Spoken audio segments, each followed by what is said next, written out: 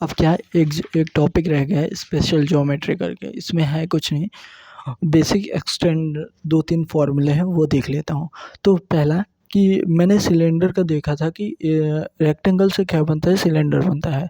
अगर मैं surface areas की बात करूँ तो रेक्टेंगल से जो सरफेस एरिया बनता है और सिलेंडर का जो बनता है वो L इंटू बी होता है, लेंथ इंटू ब्रेड्थ होता है। तो लेकिन वॉल्यूम का फ़र्क पड़ता है। अगर हम लेफ़्ट साइड से सिलेंडर बनाते हैं, राइट साइड से बनाते हैं, तो वॉल्यूम का फ़र्क पड़ता है। कितना पड़ता है? तो तू ऐसे length equal to 2 pi L जब एल करता है और ब्रेड्थ इक्वल टू एच करता है, तो इससे क्या निकलेगा, वॉल्यूम निकालेगा तो पाई आर स्क्वायर एच कर निकालेगा। जब आर की जगह पे क्या कर देगा, एल बाई 2 पाई कर देगा, तो एल स्क्वायर अपॉन 4 पाई हो जाएगा नीचे, और पाई स्क्वायर और बी हो जाएगा। इसी तरह ब्रेड्थ में भी हो जाएगा, तो उस समय लेंथ इक्वल टू एच हो जाएगी, ब्रेड्थ इक्वल टू कितना हो जाएगा, 2 पाई आर हो जाएगा। तो और फिर उसके बाद volume pi r square h निकालेगा, तो उस तरह से फ़र्क तो नहीं पड़ेगा। लेकिन जब अगर डायरेक्ट डिफरेंस याद कर ले कि लेंथ इंटू ब्रेड्थ क्या होती है, एरिया होती है। अगर मुझे वॉल्यूम निकालना है तो इसको एक पैरामीटर से और मल्टीप्लाई करना पड़ेगा, तो वो कर दे mod of the length minus breadth से कर दे दोनों का डिफरेंस, और डिवाइडेड बाय 4 पाई कर दे, तो इतना फ़र्क आता है। और मिरर ये होता है, यही एक फॉर्मूला था इसके लिए। और मिरर इमेज वाई एक्सिस के निकालने होते तो इधर एक्स एक्सिस के वाटर इमेज निकालनी होती है, तो symmetry in the x axis. Y equal to x square का फंक्शन ऊपर बनता है, y equal to minus x square का फंक्शन नीचे बनता है, इस तरह बनता है।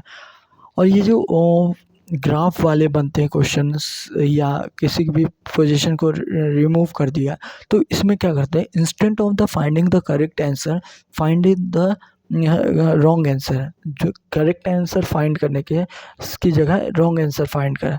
सपोज कि इसमें 2-3 चीज़ें होती हैं। एक पहला, या तो अप मूव करेगा, डाउन मूव करेगा, अप मूव करेगा, डाउन मूव करेगा। दूसरा, ये एंटी क्लॉकवाइज या क्लॉकवाइज इनका रोटेशन होता है, उसको फाइंड कर ले कैसे मूव हो रहा है। तो या तो लेफ़्ट से राइट जाते समय एक-एक चीज़ें कम होती जाएगी, टॉप से बॉटम आते समय एक-एक चीज़ें बढ़ती जाएँगी, ऐसे हो गया। इंस्टेंट ऑफ बता दिया, instant of the finding this kind of the question में कि सही कौन सा है, find the which one is the wrong, ये ज़्यादा इफ़ेक्टिव रहेगा। एक चीज़ फैक्ट बता देता हूँ कि सपोज़ कि कोई इवन नंबर है और उस इवन कोऑर्डिनेट है, और उनके बीच में क्या करना है, सेम कलर नहीं करना है, मिनिमम कलर से क्या करता है, उनको एडजस्टमेंट करना है। तो इसके 2 तरीके, अगर इवन है तो उसको at most 2 he colour required है। अगर ऑड है तो इसको टोटल 3 कलर रिक्वायर्ड है। अगर सर्कल के अंदर सर्कल है, उसके अंदर लाइनिंग है, तो इस केस में उसको 2 तो इवन के कारण लग रहा है, और प्लस इवन वो एक लग रहा है क्योंकि सर्कल के कारण, तो टोटल 3 है। तो और पेपर फोल्डिंग और फिर कटिंग वाले में तो एज़ फाइंडिंग पहले ही बता चुका हूँ कि गलत फाइंड कर ले, तो वो ज़्यादा हेल्प होगा।